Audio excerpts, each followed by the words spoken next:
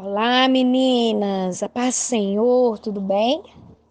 Vamos ao nosso terceiro e último capítulo do livro A Mulher Cristã da Atualidade. Capítulo 3: Mudando o seu coração e a sua mente. Que Ele fortaleça o coração de vocês para serem irrepreensíveis em santidade diante de nosso Deus e Pai, na vinda de nosso Senhor Jesus com todos os seus santos. 1 Tessalonicenses 3, versículo 13. O maior mistério de todos não é o que pensamos, mas sim o que sentimos. A Bíblia fala em 1 Samuel 16, 7. O Senhor não vê como o homem vê a aparência, mas o Senhor vê o coração. Deus é o único que pode ver a profundidade dos nossos sentimentos, de tal maneira que, mesmo quando estamos nos enganando, o Senhor é capaz de detectar sentimentos que são desconhecidos até para nós mesmos. Apesar do mundo dizer que não vivemos enganados com os nossos sentimentos, eu lhe digo que vivemos sim.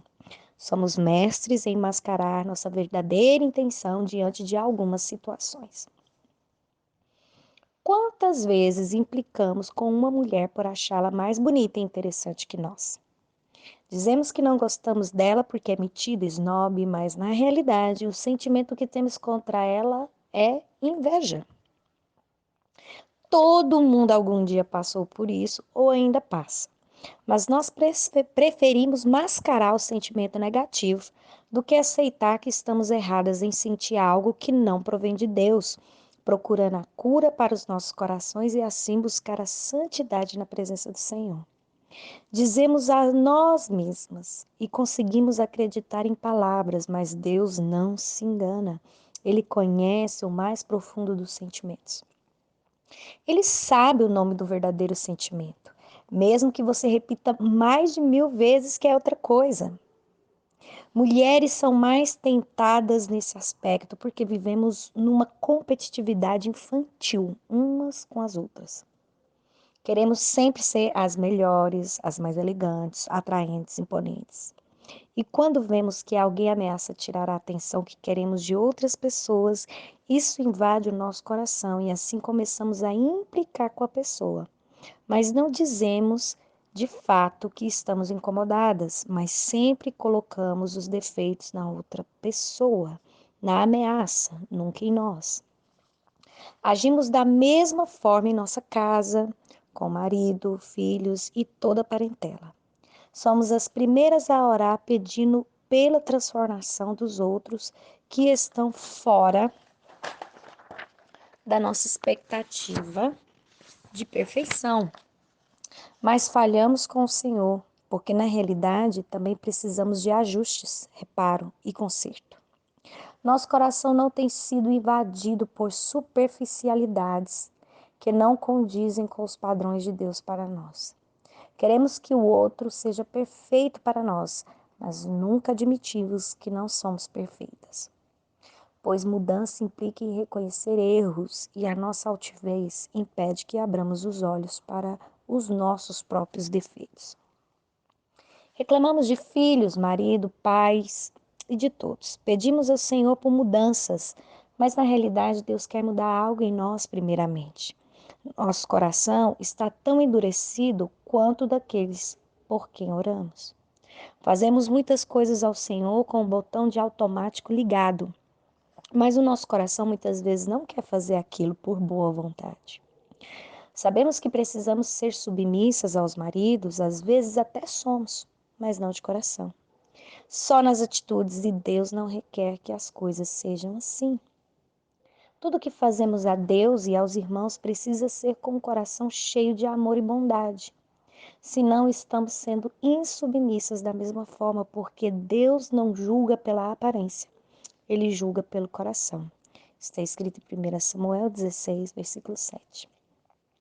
Recentemente eu ouvi uma história muito interessante sobre isso, de um pregador bastante simpático, que ilustra bem essa questão. Certa vez um pai pediu ao seu filho que se sentasse, pois o menino não parava quieto. O menino disse ao pai que não iria se sentar, porque não queria. O pai foi firme com ele, ordenou que ele sentasse ou sofreria a punição. O garoto desafiou a ordem do pai e disse que não iria sentar-se. O pai pegou o cinto, desafivelou e retirou das calças. Bateu uma parte na outra e ordenou mais uma vez. O menino sentou. O pai, satisfeito por ter vencido a questão, disse: Ah, até que enfim você sentou. O menino lhe respondeu: Eu estou sentado só por fora, porque por dentro eu ainda estou de pé. Quantas vezes, amada, não tem sido essa atitude que temos com Deus? Não digo com familiares, com parentes, mas com o Senhor. Vamos à igreja, fazemos algo que sabemos que é a vontade de Deus, mas por dentro ainda estamos de pé. Quantas vezes fazemos orações dizendo uma coisa e sentindo outra?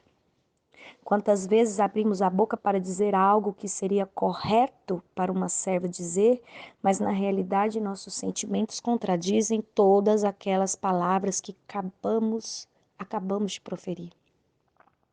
Pare um pouco, reflita um momento.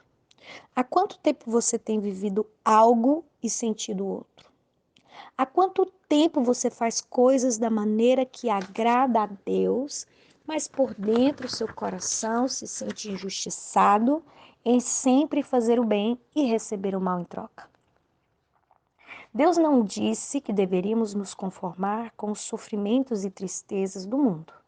Pelo contrário, o Senhor disse: Não vos conformeis com esse mundo, mas transformem-se pela renovação da sua mente, para que sejam capazes de experimentar e comprovar a boa, agradável e perfeita vontade de Deus. Isso está escrito em Romanos 12, versículo 2. Porém, a nossa forma de protestar e dizer não é bem diferente das pessoas do mundo. Precisamos dobrar os nossos joelhos e pedir ao Senhor que nos molde conforme o reino de Deus, que nos limpe de toda imundície e nos lave de toda iniquidade. Quando você se curva à soberania de Deus e entrega a sua fraqueza, intolerância, mágoa, ódio, inveja, qualquer tipo de pecado, o Senhor é quem irá trabalhar em você até que essa fraqueza desapareça por completo, te tornando assim mais próxima do padrão de uma cidadã do céu. Só experimentaremos a mudança, o renovo, a restauração, se obtivermos uma mente renovada de acordo com a palavra de Deus. É isso que o versículo de Romanos 12, 2 quer nos dizer. Se continuarmos a sermos parecidas com as pessoas do mundo, com o coração endurecido, cheio de quartos escuros, pecados que não admitimos que possuímos, nossa vida será vazia e nunca experimentaremos o que Deus tem reservado para nós. O poder da oração é ilimitado. Uma vez eu escutei que orações são cartas lançadas para o futuro. Você ora hoje para que algo se realize num futuro próximo, quando for da vontade de Deus que aquilo seja feito. Orações são tão poderosas que, mesmo quando alguém que orou por algo já morreu, o Senhor o cumpre, porque as orações são clamores que perpetuam no tempo. Quantas mães oraram a Deus pedindo a transformação dos seus filhos e não viveram para testemunhar tais acontecimentos?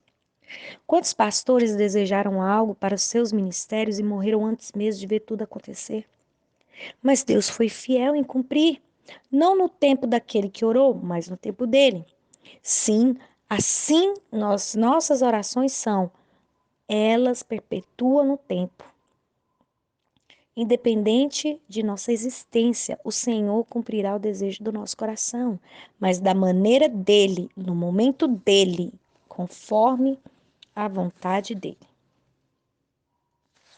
Quando nos dobramos na presença do Senhor e pedimos que Ele nos auxilie na transformação do nosso coração e mente, Ele assim o faz.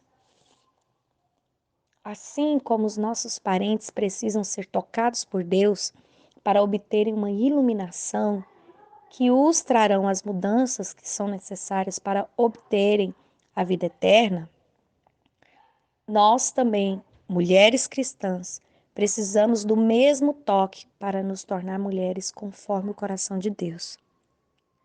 Somente atos não vão trazer a transformação na sua condição de vida, mas atos que são gerados num coração contrito, quebrantado e que anseiem fazer tudo da maneira do Senhor, esses sim, movem toda a situação para seu favor.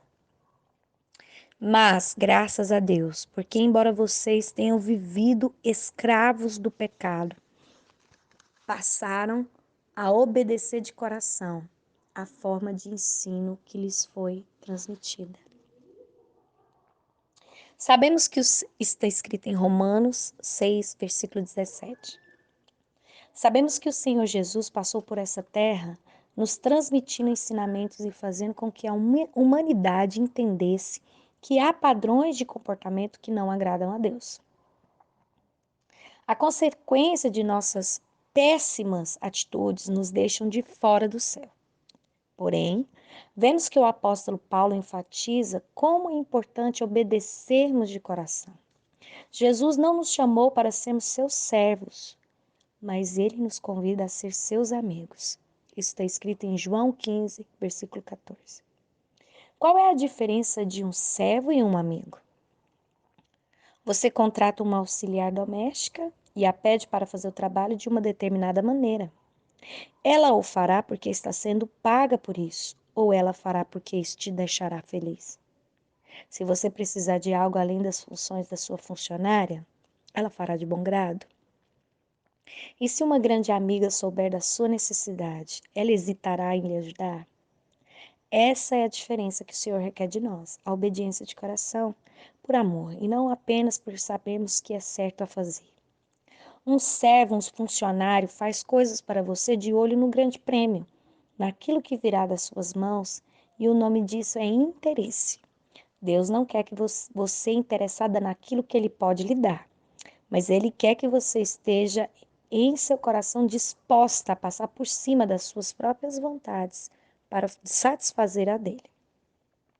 O segredo para obter um coração mais parecido com o de Jesus é exercitar a obediência por amor a Deus, o que não é fácil, pois a todo tempo a natureza humana quer satisfazer a sua própria vontade. Quando comecei a pedir ao Senhor que transformasse meu coração, de maneira que eu o obedecesse, não procurando recompensas, mas por amor a Ele, lembro-me que fui provada várias vezes. O Senhor causou inúmeras situações em minha vida, onde tive que optar, fazer do jeito de Deus ou do meu jeito. Por muitas e muitas vezes fracassei, procurei fazer a minha vontade e deu tudo errado. Mas quando comecei a fazer as coisas procurando agradar a Deus, eu fui percebendo que, mesmo sendo humilhada, meu espírito ficava alegre e eu me encontrava em paz. Entendi que fazer as coisas da maneira de Deus, para agradá-lo, muitas vezes não me beneficia de imediato, mas me traz conforto, alegria, porque meu espírito sente que está agradando o Pai. Recentemente passei por problemas pessoais onde meu espírito se abateu e eu perdi o ânimo totalmente. Uma brechinha se abriu e Satanás ficou me tentando com pensamentos a respeito do passado, me fazendo lembrar de como a minha vida era melhor, entre aspas, antes de me entregar a Deus, querendo me fazer acreditar que o Senhor não se portava comigo e não ligava para o meu sofrimento. Por mais que esses pensamentos me rondassem, não senti tentada a deixar os caminhos do Senhor. Sabe por quê? Porque por mais que ele não me amasse, eu aprendi a amá-lo e só de pensar em desobedecê-lo ou retroceder no caminho, isso me entristecia, porque o meu coração já era totalmente dele. Como podem ver, tudo é um exercício. Precisamos nos exercitar. Comece também a pedir a Deus que lhe ajude a esse respeito. O Senhor irá começar a causar inúmeras situações para lhe exercitar. Até que um dia chegarão as provações, onde você terá que realmente fazer tudo da maneira de Deus, ou a situação ficará mais difícil. As provas são para você sair aprovada, não tenha medo. Deus vai te fortalecendo no caminho. É só pedir ajuda a Ele. Comece obedecendo pela razão, que brevemente você ficará surpreso em ver que está obedecendo a Deus automaticamente de coração. Finalmente, irmãos, tudo que for verdadeiro, tudo que for nobre, tudo que for correto, tudo que for puro, tudo que for amável, tudo que for de boa fama, se houver algo de excelente ou digno de louvor, pensem nessas coisas. Isso está escrito em Filipenses 4, versículo 8. Tanto o coração como a mente são músculos que precisam ser exercitados. Se você não condiciona sua mente a ter bons pensamentos que possam te levar a sentir coisas boas, o inimigo usará a sua mente para lhe derrotar, plantando maus pensamentos e, por consequência, levando a praticar péssimas ações. Satanás primeiro age na mente, implantando maus pensamentos, e por consequência, o indivíduo começa a praticar péssimas ações. As pessoas pensam que Satanás quer tirar todos da igreja e os afastar da presença de Deus. Eu preciso alertá-las que a estratégia do inimigo mudou. Ele não deseja que você saia da igreja, e muito menos deixe de ser crente, evangélica, católica ou cristã, o nome que você quiser. O diabo quer que você vá para o inferno, continuando a frequentar os cultos de domingo e a ler a Bíblia. O prazer do inimigo é vê-la que está indo para o inferno, vivendo no engano dentro da igreja, dentro do templo de Deus. Você não acredita em mim? Então comece a observar certas condutas das mulheres dentro da igreja. Elas são cheias de si, vivem a medir umas às outras, fofocam, fazem intriga por inveja, por ciúmes ou cobiça. Existem aquelas que usam roupas provocantes porque querem despertar olhares. Há outras que vivem jogando charme para o pastor e seus auxiliares. Como podem ver, o inimigo tem plantado ideias deles nas mulheres dentro do templo, para que possam envolver outras pessoas no pecado e assim serem arrastados juntos ao inferno. E o que dizer da juventude? São pouquíssimos jovens cristãos que ainda se mantêm virgens antes do casamento. Alguns vivem uma vida dupla dentro da igreja e outra fora, uma dentro da igreja e outra fora dela. Consomem drogas, álcools, são viciados em pornografia, etc. Lembrando o começo do parágrafo, estamos falando de pessoas que estão vivendo dentro da igreja, o chamado povo de Deus. Estamos falando de uma realidade triste que anda acontecendo dentro das famílias do povo escolhido para morar no céu. E como podemos combater esse tipo de comportamento? É um exercício contínuo de nossas mentes, voltando-as para as coisas relacionadas no versículo de Filipenses 4:8. Quando você tem bons pensamentos, você é motivado a praticar bons atos. Pessoas que são violentas e más geralmente pensam coisas do tipo o dia todo. A partir do momento que você volta o pensamento em coisas verdadeiras, nobres, honestas, corretas, puras, de boa fama, excelentes e que são dignas de louvor, você começa a praticar atos que correspondem a esse tipo de pensamento. Por isso, o apóstolo Paulo diz que as nossas mentes precisam ser renovadas para que possamos experimentar a boa, perfeita e agradável vontade de Deus. Romanos 12:2. Quando estamos com bons pensamentos, nossos atos são bons e tudo o que é bom agrada a Deus. Se agradarmos o Pai, teremos uma vida abundante de paz, harmonia e prosperidade, porque estaremos semeando coisas de Deus em nossas vidas. E como podemos exercitar nossa mente a pensar tais coisas? Simples, lendo a palavra de Deus. Não deixe de falar as palavras desse livro da lei. e de meditar nelas de dia e de noite, para que você cumpra fielmente tudo o que nele está escrito. Só então os seus caminhos prosperarão e você será bem-sucedido. Isso está escrito em Josué, capítulo 1, versículo 8. Ler a palavra de Deus é uma atividade que expulsa qualquer tipo de pensamento contrário. As coisas que estão escritas na Bíblia têm um peso espiritual muito grande, pois as pessoas que escreveram aqueles livros foram inspiradas pelo Espírito Santo. Se você fala sobre as coisas da Bíblia e medita naquilo que está escrito, seus caminhos são prósperos e você será bem-sucedida. Sabe por quê? Porque ao me alimentar das coisas de Deus, que são boas e puras, meu comportamento se transformará e, por consequência, estarei plantando coisas boas, puras na minha vida. Quando for o tempo de receber a retribuição dos meus atos, ou seja, o tempo da colheita, eu terei apenas coisas boas e puras para colher. Existe um certo modismo na igreja que tem me preocupado bastante. As pessoas não carregam mais as suas Bíblias. Os templos estão equipados com computadores, onde os versículos estão expostos, e assim, quem não tem Bíblia poderá acompanhar o sermão ou cantar os louvores executados durante o culto. Ao invés de motivar quem não tem Bíblia a comprar uma, eu vejo que muitas pessoas estão deixando de levar suas espadas, porque não tem necessidade de usá-la na igreja. Minha querida irmã, soldado sem espada é um soldado morto. Se você deixa sua arma em casa, como se defenderá dos ataques durante o dia? Como poderá se defender quando é pega de surpresa pelo inimigo? Quando eu comecei a minha jornada de restauração, fiz um caderninho de anotações com diversos versículos bíblicos. Como eu vou andando para o trabalho, fica muito pesado levar a minha Bíblia dentro da bolsa, pois caminho meia hora para casa, de casa para o trabalho. Então resolvi anotar os versículos que o Senhor ia me impactando durante minhas leituras diárias.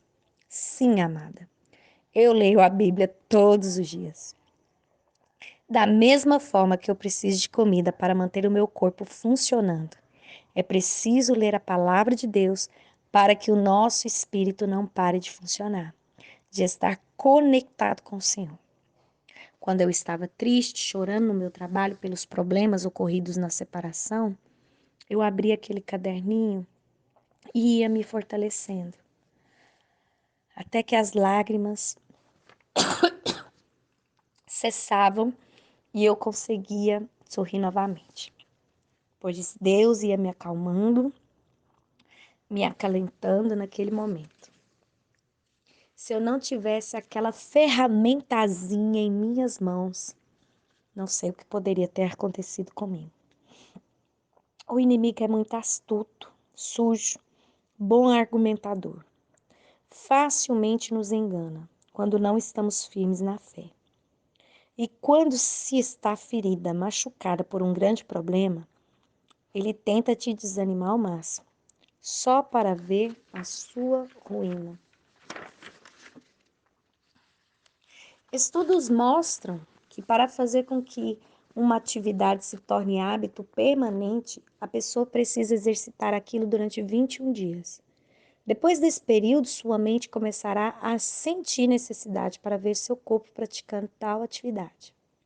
Baseando-se nisso, começa a fazer um horário fixo para ler a palavra do Senhor, que não seja ao dormir, para que o sono, o cansaço, não venha atrapalhar sua meditação.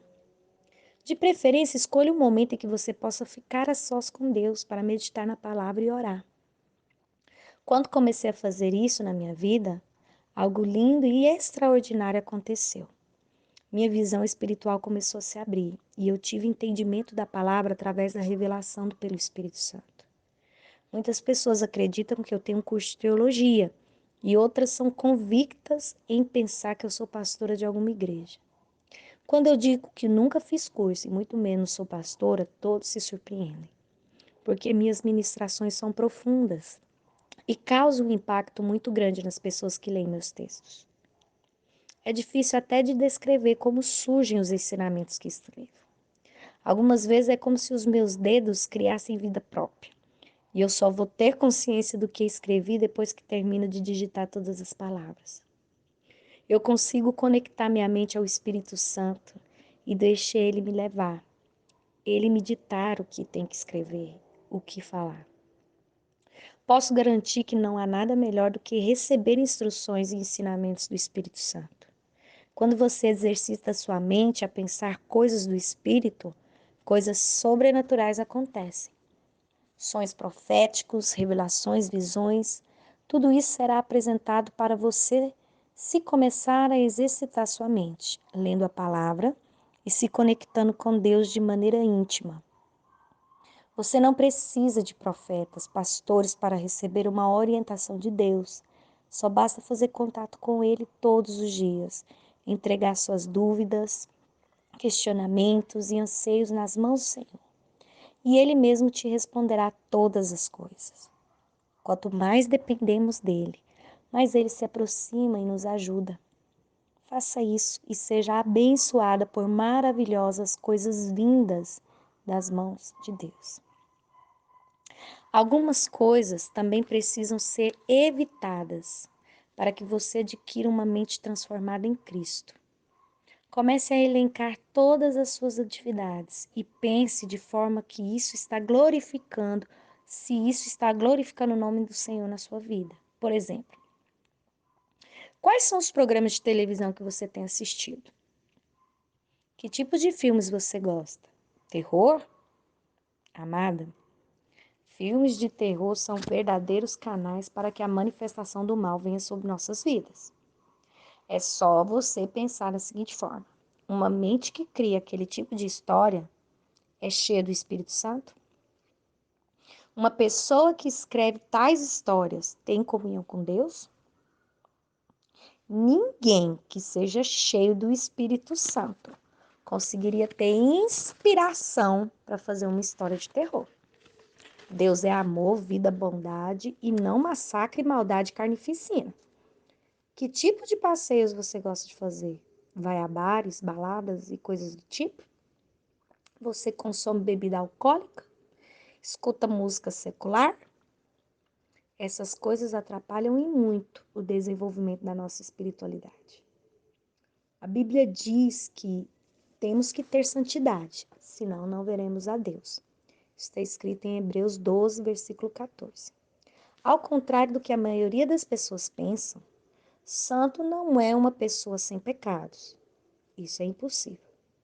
Mas é um indivíduo separado. Quando dizemos que alguém é separado para o Senhor, podemos imaginar que essa pessoa se abstém de alguns costumes geralmente praticados por aqueles que vivem no mundo. Vamos dizer assim: quando você alimenta a carne, o seu espírito fica enfraquecido, logo você fica menos conectado com o mundo espiritual.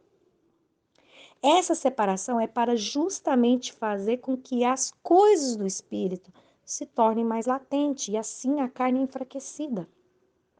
Quando você deixa de alimentar a carne e alimenta o seu espírito, as portas do mundo sobrenatural são abertas e a pessoa passa a ter a conexão forte com Deus.